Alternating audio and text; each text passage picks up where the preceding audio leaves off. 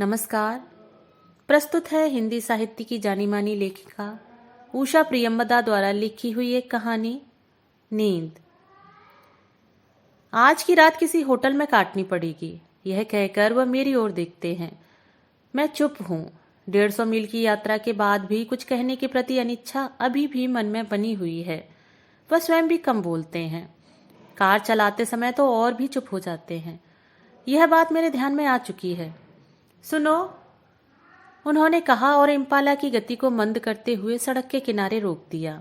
शहर पीछे छूट गया है। सामने चौड़ी सपाट सड़क है और दाहिनी ओर काफी निचाई पर सागर, लहरें और उनके गर्जन की प्रतिध्वनि। मैं खिड़की के शीशे से मुंह सटाए बाहर देखती हूँ, इसलिए कि मैं उनके कुछ उदास हो आए चेहरे, कुछ उलझन भरी मुद्रा को नहीं देखना चाहती।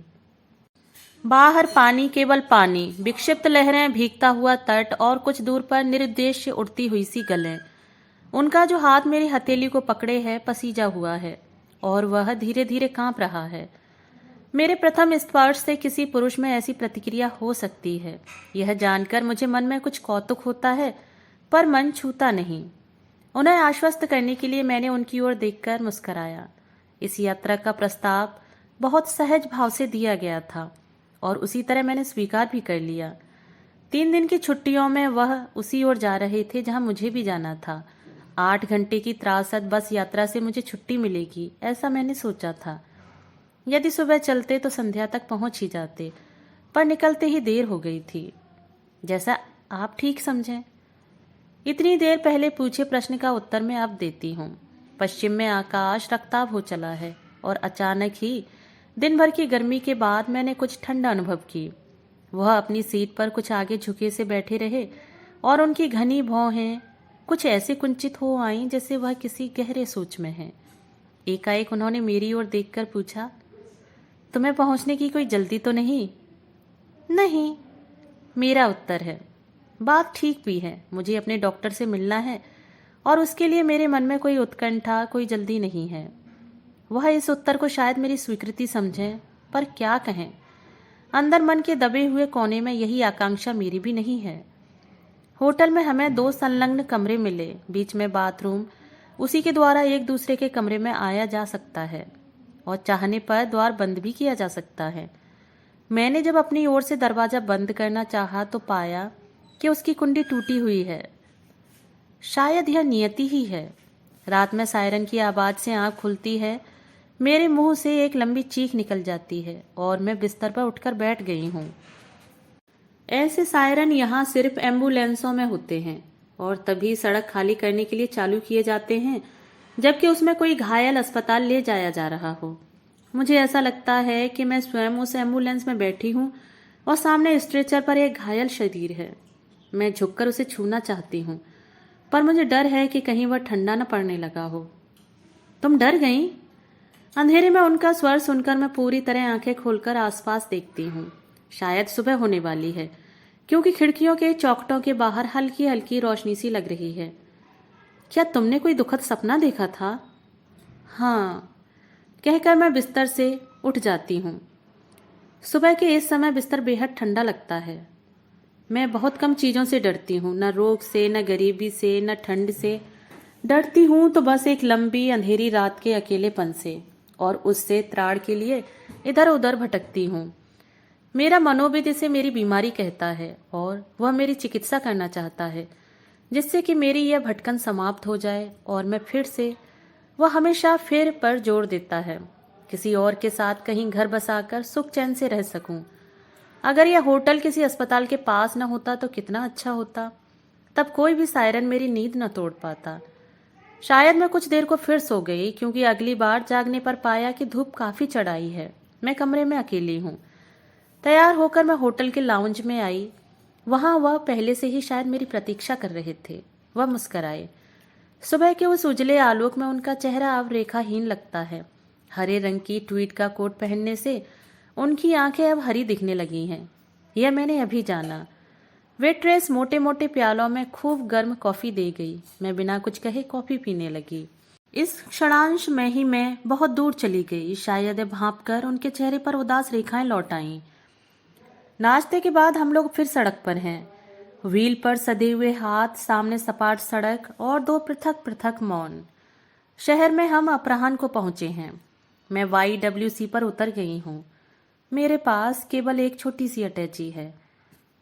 मैं परसों वापस आऊंगा, वह कहते हैं। मैं यहीं आपको तैयार मिलूंगी।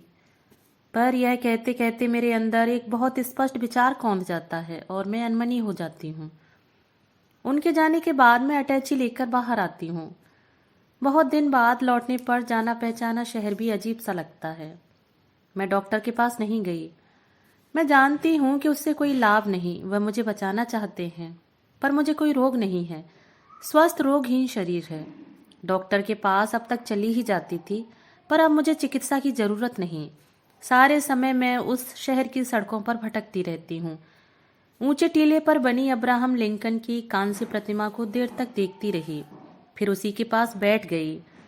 पत्थर ठंडे थे और सामने लॉन पर पतझड़ की पहली हवाओं ने पत्तियां बिखेरना शुरू कर दिया था। बाईं ओर इमारतों के बीच मंदुता झील का एक चौखूटा टुकड़ा चमक रहा था, गहरा नीला।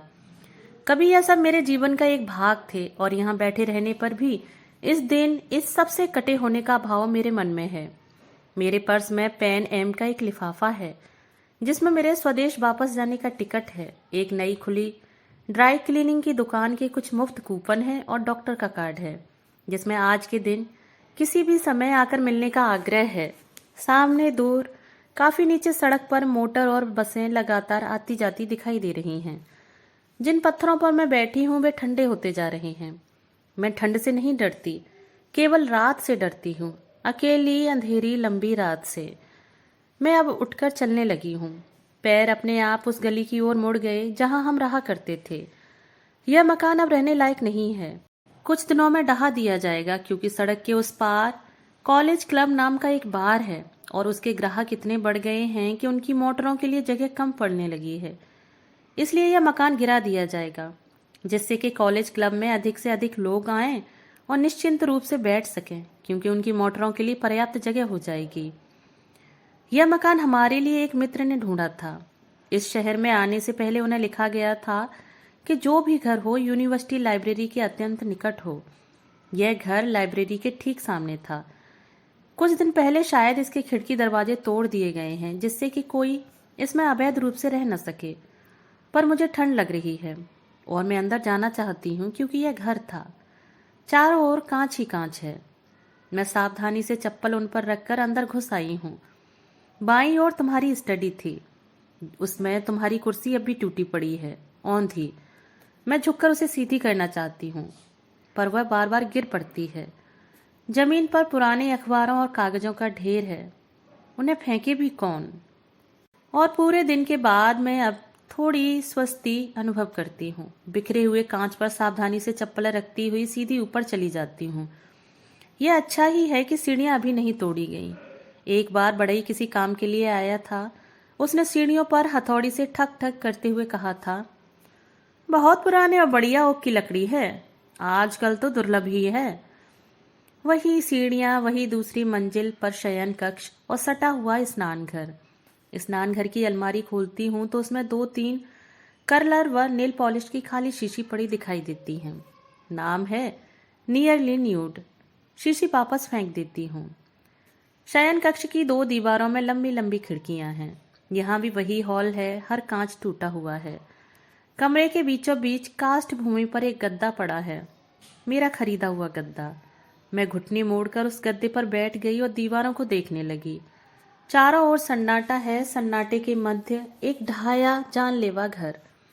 टूटे हुए शीशों से तेज हवा आती है और बाहर सूखी पत्तियों के झरने की खड़खड़ सुनाई देने लगी है। मैं गद्दे पर लेट गई।